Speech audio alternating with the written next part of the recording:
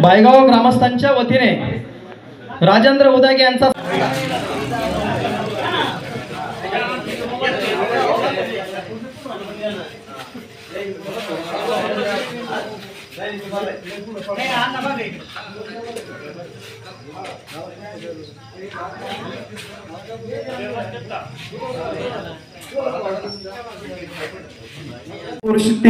सर्व ग्रामस्थांच्या वतीने मी त्यांचं खूप खूप अभिनंदन आणि स्वागत करतो। यानंतर शब्दगंध परिषदेचे ज्येष्ठ मार्गदर्शक पांडुळे मामा यांचा या ठिकाणी सन्मान होतो आहे। मी प्रगतशील शेतकरी शेषराव पाटील दुकळे यांना अशी विनंती करतो की आपल्या शुभ हस्ते पांडुळे मामांचा सन्मान करावा। पांडुळे मामांचा सन्मान करायला मिळतो आहे तोही सुनीलजींच्या गावामध्ये। हा फार मोठा योगायोग आहे की जी शब्दगंधाला फार मोठी ताकद आणि वेळ, ताकदीबरोबर वेळ जर कोण देत असेल तर ते पांडुळे मामा देतात आणि म्हणून पांडुळे मामांचा सत्कार हा तितकाच महत्त्वाचा आहे।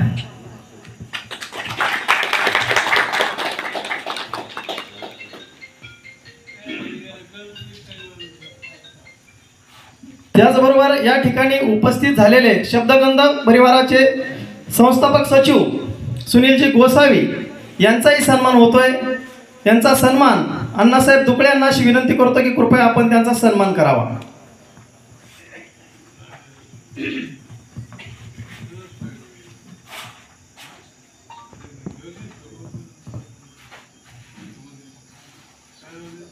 मूळ गाव त्यांचं भायगावच आहे। शेवगाव तालुक्यापासून साहित्य चळवळ सुरू करून अख्ख्या महाराष्ट्रभर ज्यांनी साहित्य चळवळ नेली असे सुनीलजी गोसावी यांचा सन्मान होतो आहे। त्यानंतर चिलेकनवाडीचे सरपंच तथा ग्रामीण साहित्यिक, ग्रामीण कथाकार की ज्यांच्या नावावर 10-11 पुस्तक आहेत असे भाऊसाहेब सावंत सर यांचाही सन्मान होतोय।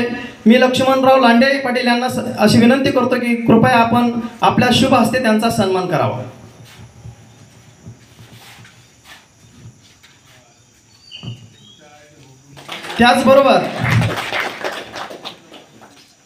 त्याचबरोबर अशोकरावजी कानडे साहेब यांचा या ठिकाणी सन्मान होतोय। भगवानराव आढाव माजी सोसायटीचे माजी चेअरमन यांना अशी विनंती आहे की कृपया डॉक्टर कानडे साहेबांचा आपण सन्मान करावा।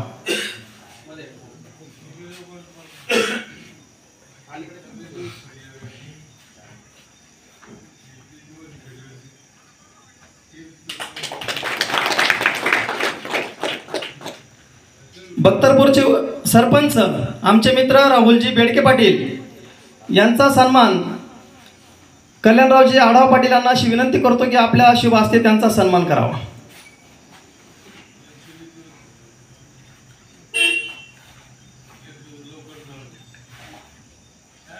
या कार्यक्रमासाठी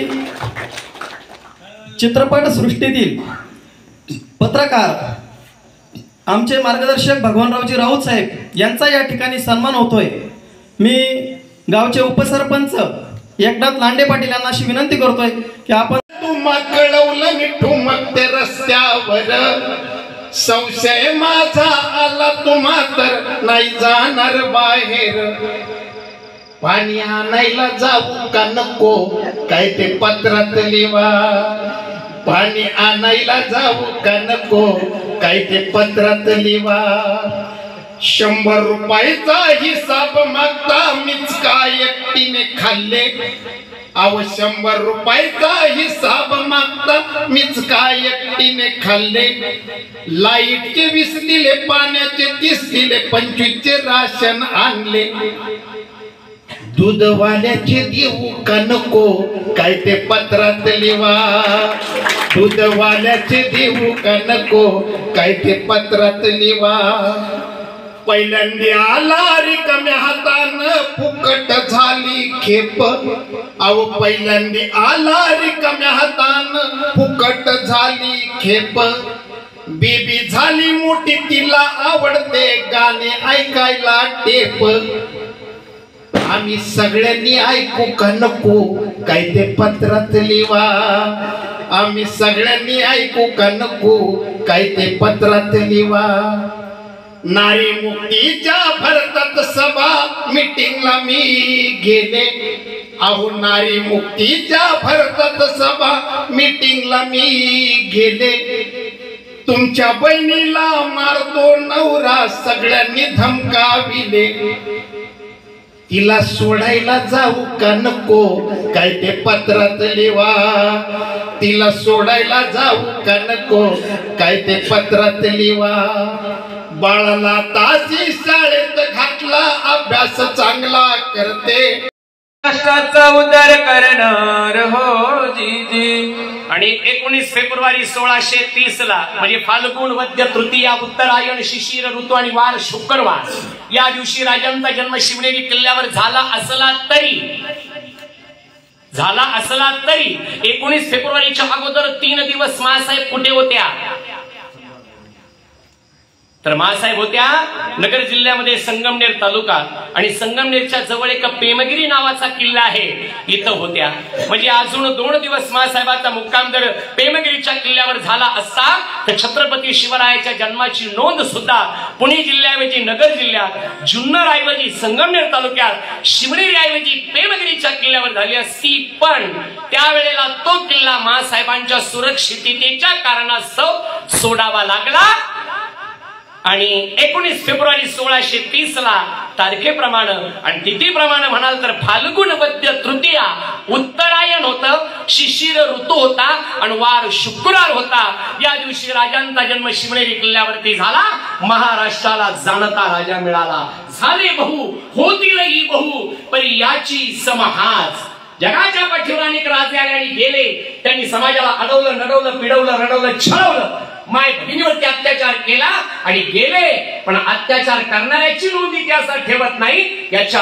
उलट शिवरायासारखा राजा या महाराष्ट्राच्या भूमीत जन्माला आले समोरची स्त्री कुठल्या जातीची आहे याचा विचार न करता त्या स्त्रीला आईचा आणि बहिणीचा दर्जा देणारा जगातला एकमेव राजा छत्रपती शिवाजी महाराज आहे अशा छत्रपती शिवरायाला शाहिराचा मानाचा मुद्रा शिवबाच्या शौर्याच्या कथा सांगू किती आता एक कथा जरूर बिजली शिवबाच्या शौर्यानं